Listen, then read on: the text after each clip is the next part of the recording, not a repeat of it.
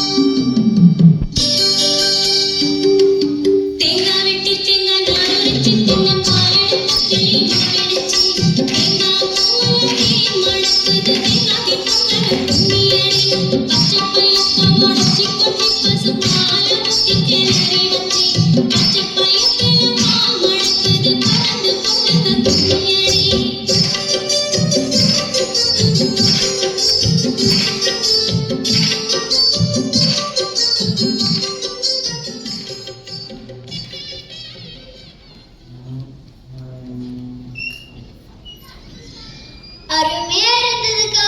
எவ்வளோ அழகு, எவ்வளோ நளினம். நான் ஒயிலாட்டம் பத்தி கொஞ்சம் படிச்சேன். அதுதான் நளினத்துக்கு நினைச்சேன். இதுவும் மிகவும் அழகு. ஓ, ஒயிலாட்டம் பத்தி என்ன படிச்ச? கிராம கோயில்கள்ல ஒயிலாட்டம் விழா காலத்தில் ஆடுவாங்க. இதிகாச புராண வரலாற்று கதைகள் ஒயிலாட்டத்தில் பாடப்படும். கற்றபொம்மன், மதுரை வீரன், வள்ளி திருமணம் போன்ற கதைகள் எல்லாம் இடம்பெறும். ஒயிலாட்டம் ஆடுறவங்க கால சலங்கு கட்டியிருப்பாங்க. கையெல்லாம் ஆளுக்கு ஒரு கைக்குட்டை வச்சிருப்பாங்க. அதை நுண்ணின பிடிச்சி வீசினபடி பாடி ஆடுவாங்க. வாங்கக்கா, ஒயிலாட்டம் பார்ப்போம்.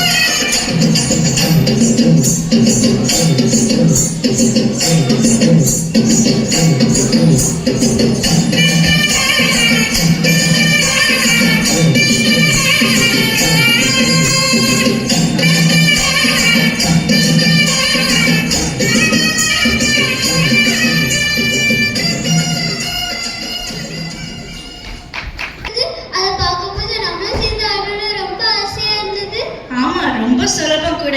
இப்போ நான் எனக்கு பிடிச்ச இன்னொரு கலையை பத்தி சொல்றேன். சிலம்பாட்டம் தெரியுமா உனக்கு? அது என்னதுக்கா? சிலம்பம் தமிழர்களின் வீர விளையாட்டு. இதுல நீல கோல்களை கொண்டு ஒலி எழுப்பி விளையாடுவாங்க.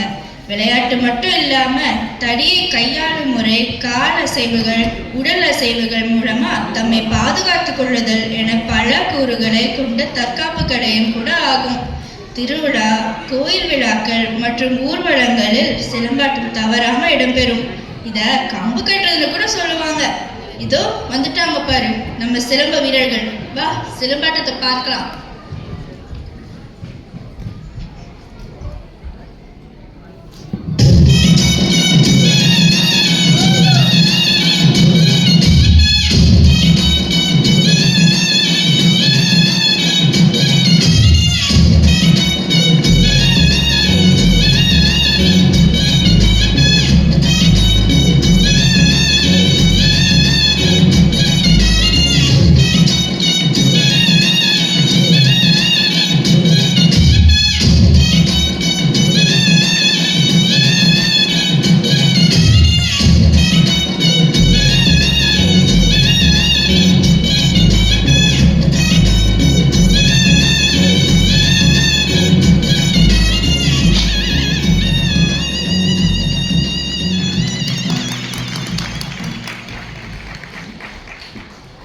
சன்னதி எப்படி இருந்தது?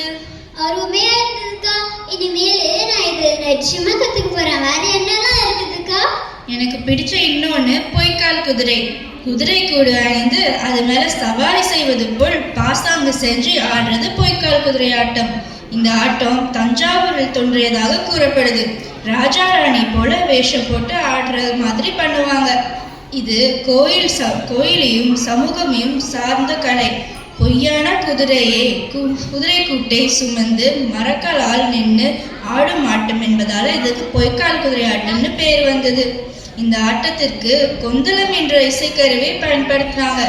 இப்போ நையாண்டி இசைக்கு ஏற்ப இதை ஆடுறாங்க. அட, வந்துட்டாங்க பாரு நம்ம ராஜாவும் ராணியும்.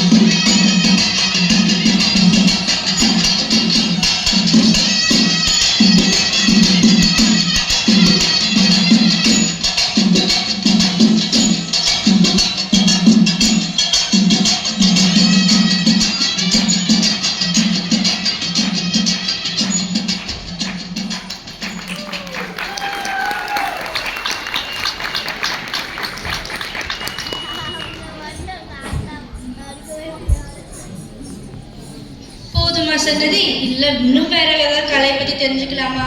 இன்னொன்னு சரி, இப்போ கரகாட்டம் பார்க்கலாம். செம்பு பித்தளை முதலிய உலோகங்களால இல்லைன்னா மண்ணால செய்யப்பட்ட சிறு குடத்து வடிவுல அலங்காரத்தோட தயாரிக்கப்படுறது கரகம். இது பல்வேறு வகையில அழகுபடுத்துவாங்க. தலையில வச்சு பாடலுக்கு ஏத்த மாதிரி அடி எடுத்து ஆடுவாங்க. இதுதான் கரகாட்டம். அம்மன் கோயில் வழிபாட்டுல கரகாட்டம் இருக்கும்.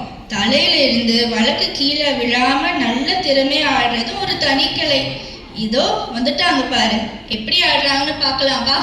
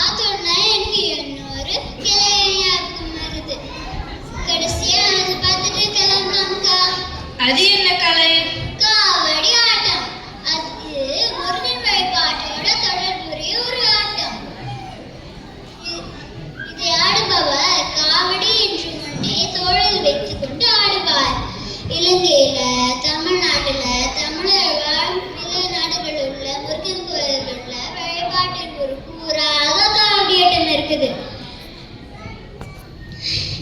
இது காவடி ஆட்டத்துக்கான கருவி என்பதால் இதுக்கு காவடி ஆட்டம் என்று பெயர் வந்தது. சுமை காவுபவர்கள் வாக சுமைப்பதற்கு ஒரு நீள தடியோட 2 நுனிகளிலும் சுமையை தொங்க விட்டு அதன் நடு பகுதி தோளில் வைத்துக் கொண்டு சுமந்துக்கிட்டு செல்வார். இது காவறதுக்கான தடி என்று பொருள்பட இதுக்கு தடி என்று அழைப்பார். இதுவே பின்னே மருவி காவடி ஆனது. வாங்க காவடி ஆட்டத்தை பார்ப்போம்.